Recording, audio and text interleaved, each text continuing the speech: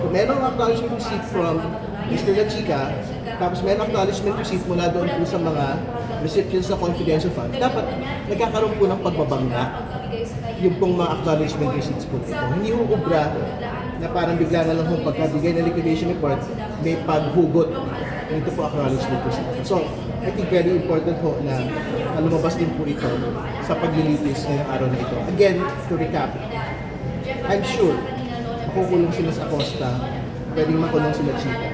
Pero hindi na dapat matapos yun. Kasi nga, kapag nasabi ko, kung ginagawa nilang po itong mga nakita naman ho natin sa kanya pong dinig.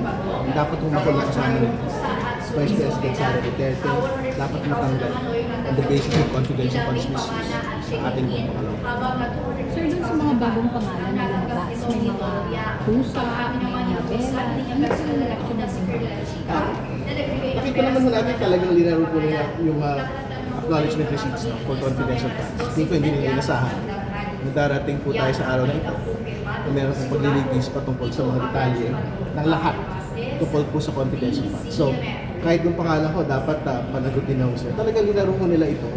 Talagang fictitious po yung names. No? So, ibig sabihin, meron ngayong entire chasm. Meron po sobrang laking gap dito po. No? So, ibig sabihin, binigay ang pera kay Mr. La Chica, tapos nagkaroon po ng liquidation report. So, yung gitna po nun, mapapatunayan naman po yun na nalusaw yung confidential funds pagka lumabas na po yung PSA report.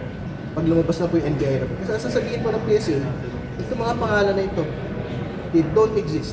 Hindi pinanganak, hindi kinasal, hindi namatay sa Pilipinas. Ano sasabihin ng NBI report? Ang mga ito, ang mga pirma pong ito, isang grupo lang, ilang tao lang po ang gumawa. So, doon pa lang ho, buo na ho yung kwento kung paano nalusaw, pinera, ito pong confidential funds. Kung Terry, tingin mo playing dumb lang si Gina Acosta? Well, may bahagi po na syempre mahalagang isalba niya yung sarili niya.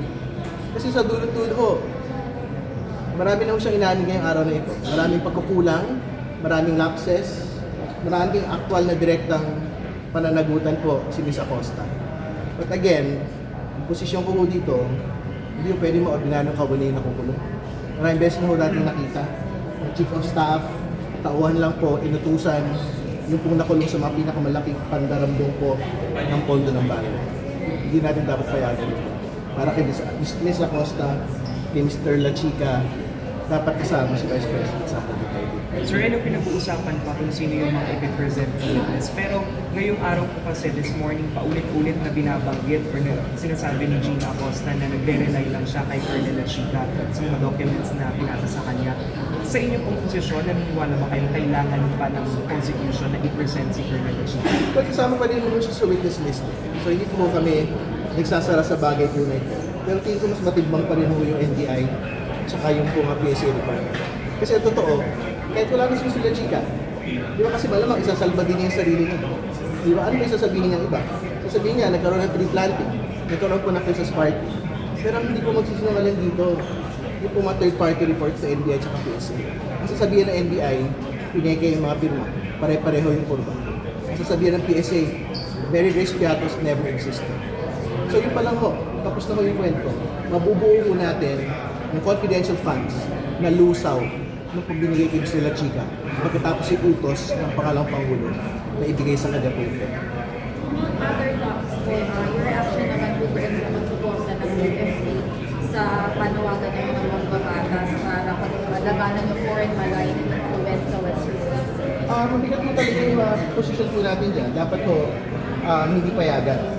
Yung kung ganun kung mga malign influence na ginagawa po ng foreigners, particularly na China, dito sa Pilipinas, West Philippines.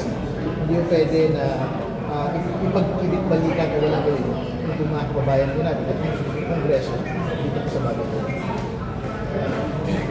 Thank you po. Thank you po. Okay guys, thank you. Thank you.